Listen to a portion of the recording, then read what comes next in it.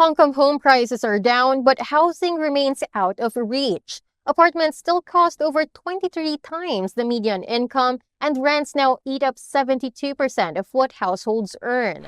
To unpack what's driving the crunch, we are joined by Ryan Ip from Our Hong Kong Foundation and Mark Cooper from Urban Land Institute. First, let's talk about the cost. Why are homes still so unaffordable despite falling prices? The problem is that Hong Kong housing started out very expensive. And so even though we've seen quite significant house price falls in the past couple of years, they're still very expensive. So in our Home Attainability Index report, the multiple of incomes to house prices has gone down from 26.5 to 23.4. But obviously that's pretty cold comfort for anybody who's looking to buy a home. We reckon that an affordable home for purchase is one that costs no more than 5 times annual income. Well, I think there are two reasons. But first, to begin with, there is a limited supply of housing land. We are a very small city to begin with, and more importantly, only 25% of our lands are developed, and only 7% of them are for housing. And secondly, construction cost has more than doubled over the past 2 decades due to the aging of the construction workforce and more cumbersome government procedures. So even though housing prices has dropped by 20% from top, it is still very unaffordable to the majority of people in Hong Kong. Just for better understanding on this, what's pushing rents up faster than income? Mark? So there's a number of factors that are pushing rents up. Firstly, because of the unaffordability of homes for purchase, it means that those people are renting. And also, because we've had falling house prices, even though people might be able to afford to buy an apartment, they might be staying out of the market because they expect prices to fall further. And this obviously adds to pressure on the rental market. To add to that, we've also had the effect of the Top Talent Pass scheme, which in the past couple of years has awarded visas to just over 90,000 people, mainly from mainland China, but from elsewhere as well. And obviously, people who have these visas who then stay in Hong Kong will inevitably be in rental accommodation, and that further increases rents. There are two main reasons. One is the mortgage rate in Hong Kong has been higher than the rental yield ever since the second half of 2022, ever since the US increased interest rates. So that pushed a lot of the end users from buying a unit to choosing to rent.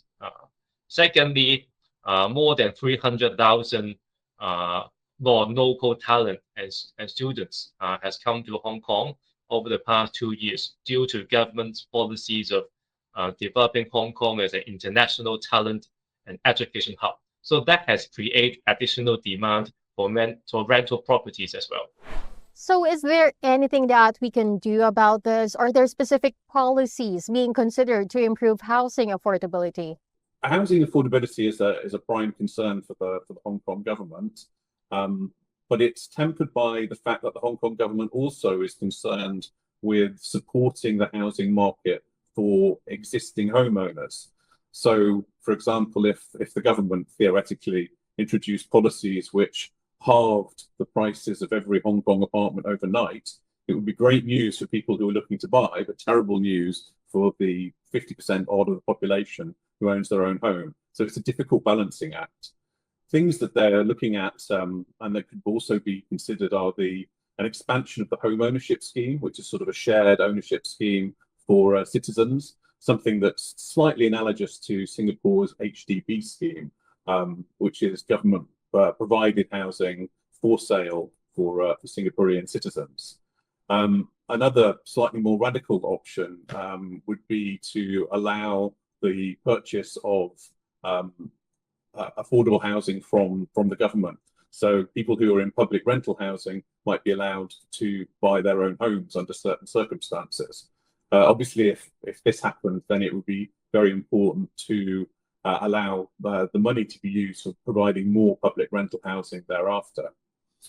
I suppose a final alternative policy for considering an uptick in supply would be to look at other options. And, we have a lot of office vacancy in Hong Kong at the moment.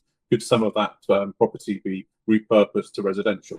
We have to be very careful when we think about the affordability of Hong Kong housing.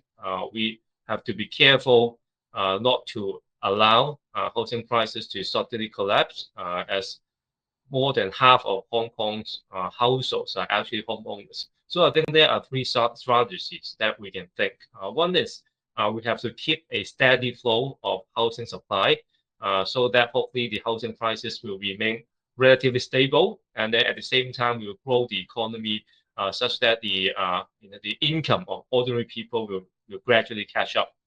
Secondly, I think there are a few policies that the government can do to improve the affordability of potential buyers, either by reducing the stamp duties charges and also lowering the mortgage down payment requirements of potential buyers. Thirdly, I think more importantly is the government has to make sure there will be enough supply of public subsidized sales housing, so that the lower and middle income family can also purchase their own unit at a affordable cost. Thank you so much for joining us today and for sharing your insights, Ryan and Mark. Thank you. Thank you. Once again, those were Ryan Ip, Vice President and Executive Director of Public Policy Institute at Our Hong Kong Foundation, and Mark Cooper, Senior Director of Thought Leadership for Asia Pacific at Urban Land Institute. For more news, visit hongkongbusiness.hk.